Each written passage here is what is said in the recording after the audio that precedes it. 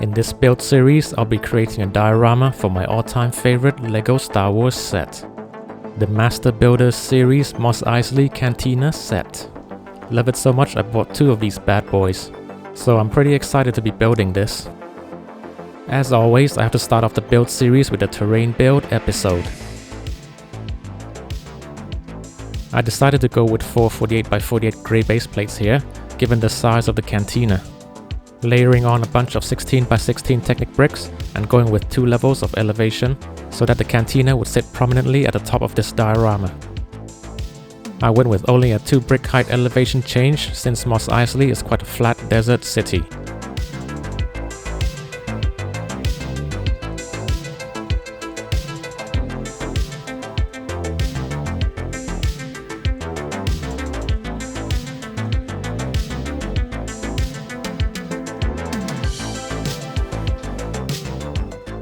For the lower level, I went with dark tan as a base color to represent the darker shadows at the lower grounds, and regular tan up top for a brighter tone. These base colors will show through the gaps of the rubble road tiles I'll be laying later on. The grid of 2x plates underneath these plates is just for ease of deconstruction after I'm done with this build.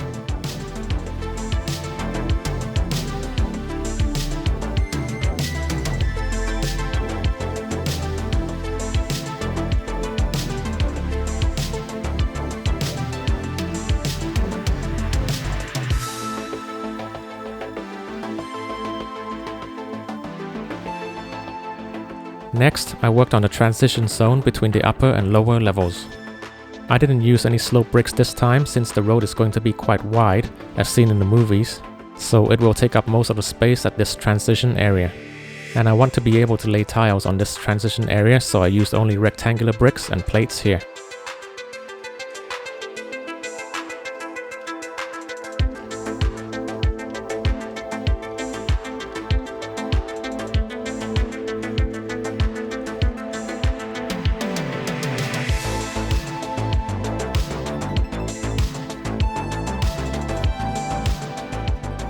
Having finished all the foundational work, it's time to work on the next layer, which is the road.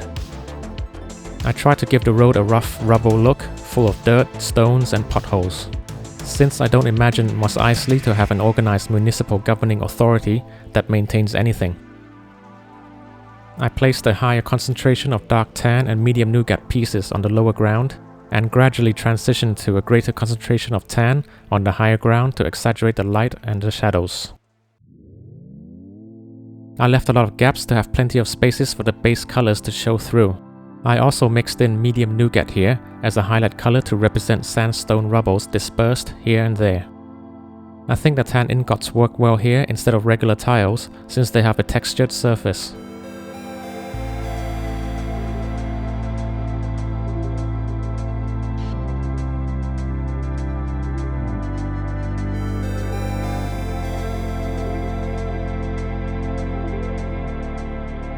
Next layer up is the side path area between the road and the roadside elements, such as the cantina itself.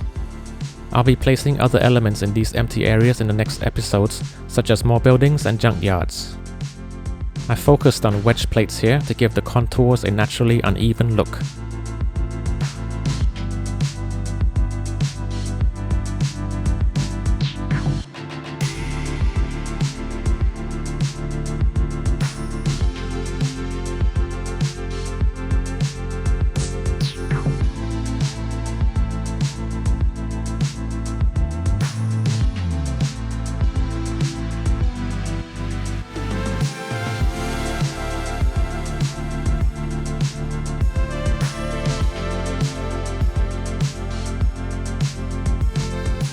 Last thing for this week is contouring the uppermost level where the cantina will sit.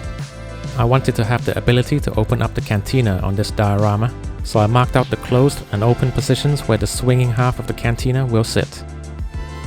And to make it easier to open and close, I went with a little indented path in between the 2 areas. It also helps to give some texture here, since there can't be anything sitting in this empty area blocking the swinging half of the cantina.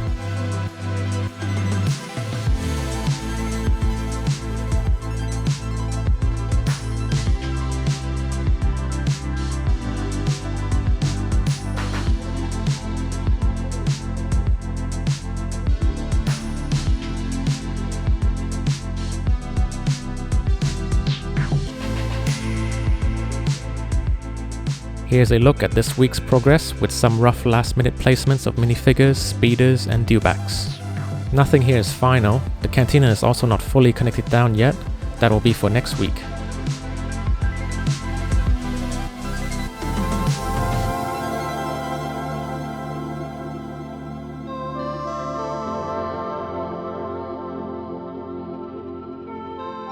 This is what I imagine to be the scene outside the cantina whilst Luke and Obi-Wan are negotiating a price for hiring the Millennium Falcon, just before the stormtroopers enter the cantina to look for the two droids after getting a tip-off.